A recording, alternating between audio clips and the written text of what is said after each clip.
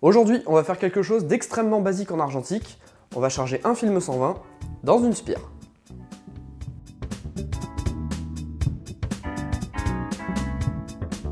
Ça fait maintenant plusieurs mois que je publie des vidéos assez régulièrement sur cette chaîne, et pour une chaîne qui parle de photographie argentique, pas montrer comment on met un film dans une spire, ça craint un petit peu quand même. Mais la mise en spire, finalement, qu'est-ce que c'est? Eh bien en fait, c'est l'opération de prendre son film, de se mettre dans le noir, de l'ouvrir, d'ouvrir la pellicule ou la cartouche ou le film 120 qu'on a dans les mains, et de le mettre en spire pour ensuite pouvoir le mettre dans une cuve et ensuite le développer. Oui, parce que vous vous doutez bien que si vous prenez votre film, que vous l'enlevez, que vous mettez ça comme ça en vrac dans la cuve et qu'après vous secouez avec plein de produits chimiques, ça va pas marcher, hein, forcément. Une spire comme celle-ci va vous permettre de vraiment mettre votre film de manière régulière dans un support, et ça va aussi vous permettre de bien laisser un espacement pour que tout le produit chimique et tous les produits chimiques que vous allez mettre au fur et à mesure du développement s'appliquent bien sur le produit et de manière plutôt uniforme. Mais bon, trêve de papotage, je vous montre comment on fait. Alors première chose que je voulais vous expliquer avant toute chose, avant de commencer à mettre un film en spire, c'est de vous montrer un petit peu comment fonctionne cette spire, parce que on en entend beaucoup parler, mais il n'y a pas forcément beaucoup de monde qui la manipule et qui vous montre précisément comment ça marche. Alors, la spire, hop là, elle est composée donc d'une partie ici qui va recevoir en fait le négatif, et ici il y a plein de petits crans comme ça, avec une grande fente ici tout le long de l'axe. Et en fait, le but du jeu, et comment elle fonctionne surtout, c'est que vous avez des plots ici, là, comme ceci, qui vous permettent ensuite de venir fixer, hop là, et de venir régler la hauteur que vous voulez selon le format que vous avez envie de développer. Donc si par exemple on développe des pellicules 35 mm, ben on va se mettre au fond, en fait, on va se mettre au bout, et hop là, on va venir bloquer, et là, c'est bon, on est fixé. Si par exemple on veut plus faire du 135, mais on veut faire du format 120, et ben on va aller sur le dernier cran là au bout, tac, on verrouille, et là vous allez pouvoir manipuler votre spire. C'est tout à fait normal hein, d'ailleurs que la spire puisse faire ça, je vous explique tout de suite pourquoi. Si la spire fonctionne comme ceci et a une partie on va dire amovible, c'est tout simplement parce que elle va vous aider en fait cette spire à faire avancer le film.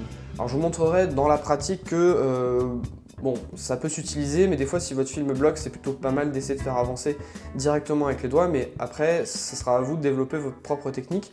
Moi, je vais vous montrer comment moi je fais. Dernière chose aussi que j'aimerais préciser, c'est que ça, c'est une spire de la marque Patterson. Vous avez d'autres types de spires qui existent, notamment les Jobo, qui ne fonctionnent pas tout à fait de la même manière.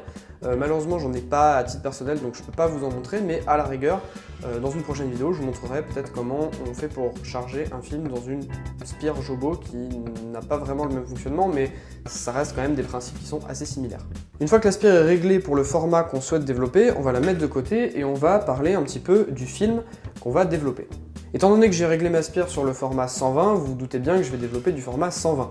Ce type de pellicule, en fait, par rapport aux pellicules classiques 35 mm, c'est qu'en fait, ils ne viennent pas dans des cartouches. Il n'y a pas de cartouche où il y a un axe et où la bobine en fait, de film est enroulée sur elle-même. Là, la bobine est enroulée sur elle-même, mais entre chaque couche de film, eh bien, on va avoir un papier complètement opaque qui va avoir pour rôle de bien empêcher que toute la lumière ne passe sur le film, et ça va vraiment faire une couche en fait protectrice en plus au niveau du film, mais je vais vous montrer ça tout de suite. La première étape de la mise en spire, ça va être tout d'abord, moi ce que je vous conseille c'est de le faire à la lumière du jour parce que c'est plus simple.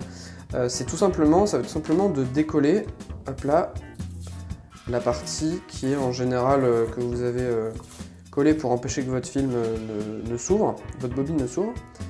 Alors ça c'est toujours chiant en fait à virer, voilà.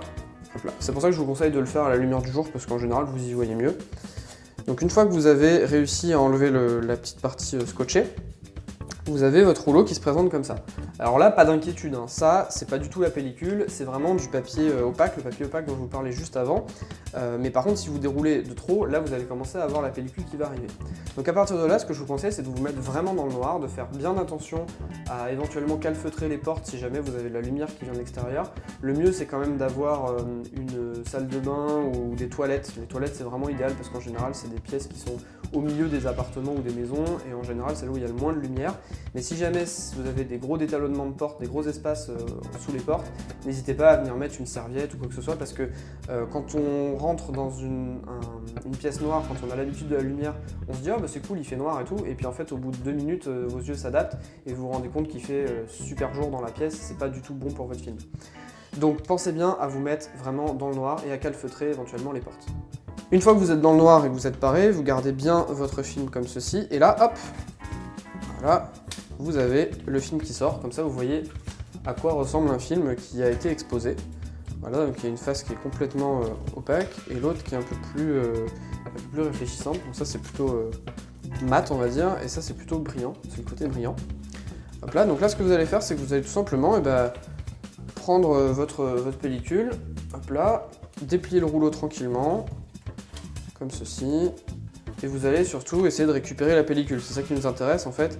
Là, tout ce qui sort de l'autre côté, en fait, c'est le papier de protection. Et donc une fois que vous avez terminé ça, hop là, vous le sortez toujours délicatement, voilà. Vous allez arriver à cette partie-là, où en fait la pellicule, elle est scotchée au papier, forcément, parce que sinon, si elle n'était pas scotchée, ça partirait n'importe comment. Et je vous rappelle que quand vous mettez votre film dans un appareil photo moyen format, en général, c'est le papier qui est entraîné, que vous venez coincer dans la bobine. Donc si jamais le scotch n'était pas là, en fait, votre film il risquerait de pas bien se dérouler et de pas être bien plat, donc ça serait problématique. Mais là, hop là, on peut tranquillement enlever le bout de scotch. Et là, cette partie-ci, là, hop là, vous pouvez la laisser ici ou la mettre directement dans la poubelle.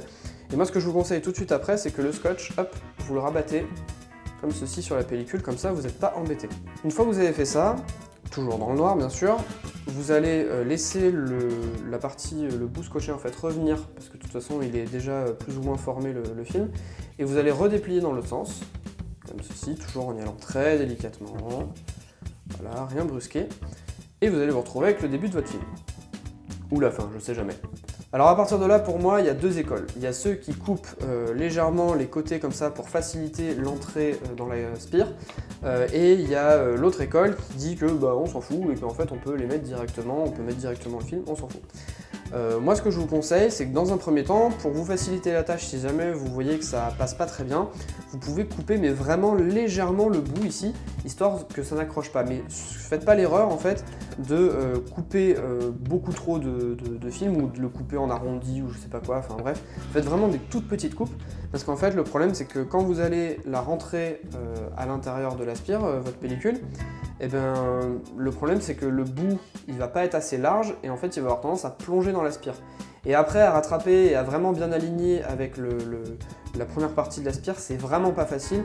Donc moi ce que je vous conseille, c'est soit vous coupez pas du tout, soit vous coupez un tout petit bout ici. Là pour les besoins de la vidéo, je vais pas spécialement couper, je vais vous montrer qu'on peut très bien mettre son film en spire sans couper et sans se prendre la tête avec des ciseaux. Donc une fois que vous avez votre pellicule dans la main, vous la tenez bien comme ceci. Vous essayez de le faire d'une main parce que de toute façon vous avez besoin d'avoir l'autre main pour tenir la spire. Et là vous voyez, vous avez des petites encoches ici là. Avec un plan rapproché, on voit quand même vachement mieux. Vous avez des petites encoches comme ceci sur les bords de votre spire que vous ne retrouvez pas ailleurs. Donc c'est vraiment, il n'y a que dans ces endroits-là que vous pouvez commencer à enclencher votre pellicule dans la spire. N'hésitez pas non plus quand vous êtes à la lumière du jour ou dans le noir, n'hésitez pas à toucher en fait et à vous rendre compte par le toucher de ce que ça fait en fait. Tout simplement parce que vous n'allez plus avoir vos yeux quand vous serez dans le noir, logiquement, et vous pourrez vous fier qu'au toucher. Et c'est pas mal en fait d'avoir déjà un souvenir tactile en fait de l'encoche. Ça vous permettra de mieux vous repérer sur la spire quand vous serez dans le noir. Donc une fois que vous avez bien repéré vos petites encoches, là, ce que vous allez essayer de faire toujours dans le noir, c'est de bien aligner. Alors là, effectivement, c'est facile parce que moi, je regarde en même temps que je le fais, donc ça va un petit peu plus vite. Mais normalement, vous allez galérer. Je pense que la première fois, vous allez galérer à essayer de faire rentrer la spire, la pellicule dans la spire. Et là, en fait, tout tranquillement, vous allez pousser légèrement avec vos doigts. Voilà, et vous voyez que ça rentre très bien. Je rencontre vraiment aucun problème. Comme ceci. Et une fois que la pellicule est amorcée et qu'elle est enclenchée dans la spire, ce que vous allez simplement faire, c'est que vous allez garder une partie fixe et l'autre côté, hop là, vous allez tout simplement faire avant, arrière, comme ceci, et ça va faire avancer la spire, la pellicule, pardon, ça va faire avancer la pellicule toute seule. Là, je suis vraiment en avancement automatique pour le coup. Hop là, je peux m'accélérer un petit peu. Hop là, il le fait tout seul. Et voilà, j'arrive à la fin de la pellicule. Tac. Et voilà, elle est parfaitement rentrée, presque parfaitement. Voilà, il y a juste ça qui bloque. C'est le petit bout de scotch, c'est pas trop grave.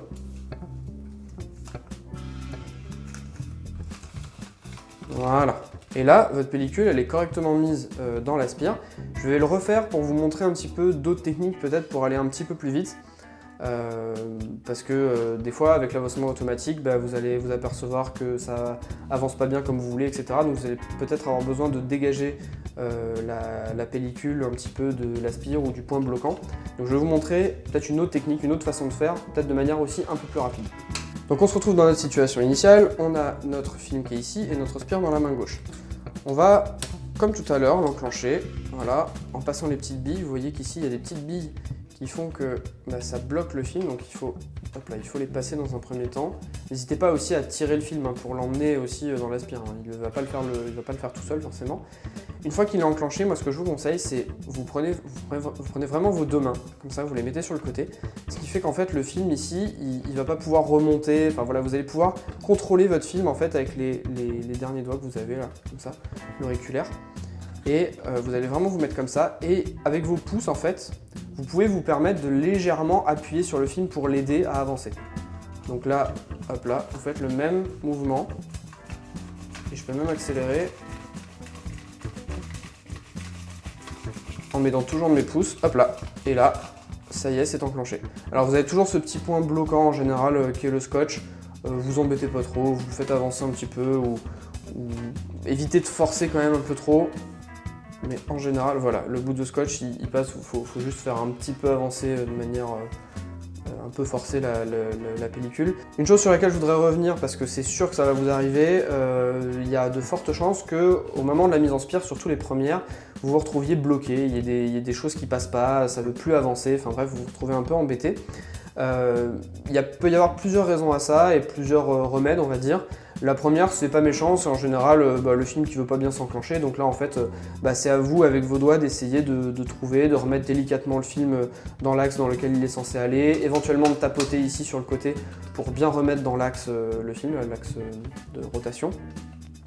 Ça c'est des trucs qui sont pas très méchants. Après vous pouvez aussi avoir un cas qui est un peu plus dommage, c'est-à-dire qu'en fait votre spire n'est pas très bien sèche. Et en fait, vous pouvez avoir des petites gouttes qui se sont glissées entre les lames, là, comme ça. Et en fait, ça c'est très dommageable parce qu'en fait, votre film, ce qui va se passer, c'est qu'il va forcément choper la goutte d'eau. S'il chope la goutte d'eau, il va commencer à devenir un peu poisseux. Et en fait, il va devenir poisseux, donc un petit peu collant. Et du coup, au bout d'un moment, en fait, vu que le film est assez fin, il va se bloquer. Et là, le problème, c'est que quand ça vous arrive, en général, ce qu'il faut faire, c'est vous prenez votre film, vous le mettez dans la cuve directement, et ce que vous avez plus qu'à faire, c'est d'attendre que ça sèche, parce que votre film n'ira pas plus loin, en fait. Tant qu'il y aura la goutte d'eau et tant qu'il y aura ce côté un peu poisseux sur le film, mais du coup votre film n'avancera pas. Si vraiment vous êtes pressé et que vous vous dites bon tant pis ça m'arrive sur la fin du film, vous pouvez vous permettre de couper un bout sachant que vous allez perdre une photo. Mais de manière générale, si ça vous arrive, pensez bien la prochaine fois à bien laisser sécher l'Aspire. Essayez aussi d'avoir les doigts les plus secs possible parce que du coup si vous avez un peu de résidu d'eau, une petite goutte à droite à gauche qui vient se coller sur la pellicule, ça peut avoir exactement les mêmes effets, donc faites vraiment attention. Enfin pour terminer, une fois que la mise en spire est faite et que vous êtes satisfait, eh bien ce que vous avez plus qu'à faire c'est de prendre l'axe ici en noir, de venir le mettre à sa place en fait au milieu de la spire. Ensuite vous prenez votre cuve qui est ici, vous mettez comme ceci l'aspire dans la cuve et après vous n'avez plus qu'à refermer avec le couvercle. Et le tour est joué, vous pouvez développer. Voilà, vous savez donc théoriquement comment mettre un film dans une spire. Je dis bien théoriquement parce qu'en fait, mettre un film en spire, c'est pas quelque chose qui se regarde et on sait faire tout de suite. En général, il faut quand même un petit peu de manipulation et d'apprentissage. Donc n'hésitez surtout pas à acheter un film le plus pourri que vous ayez dans le format que vous voulez, que ce soit en 135 ou en 120. Et ce que vous faites, c'est que vous prenez votre spire, vous cramez votre film à la lumière, ça c'est pas grave, et vous vous entraînez en fait à la lumière du jour à prendre votre film, à le mettre en spire, à recommencer l'opération. Et quand vous êtes un petit peu plus chaud, vous vous mettez dans le noir, vous essayez de le faire, et puis une fois que vous avez répété l'opération plusieurs fois, vous pourrez le faire sur des vrais films, entre guillemets, des films que vous aurez exposés correctement à la lumière. Cette vidéo est maintenant terminée, j'espère que les explications auraient été claires et précises. Si c'est pas le cas, n'hésitez pas à le mentionner dans les commentaires si vous avez n'importe quelle question sur la mise en spire. Et en attendant, moi je vous dis à la prochaine. Salut!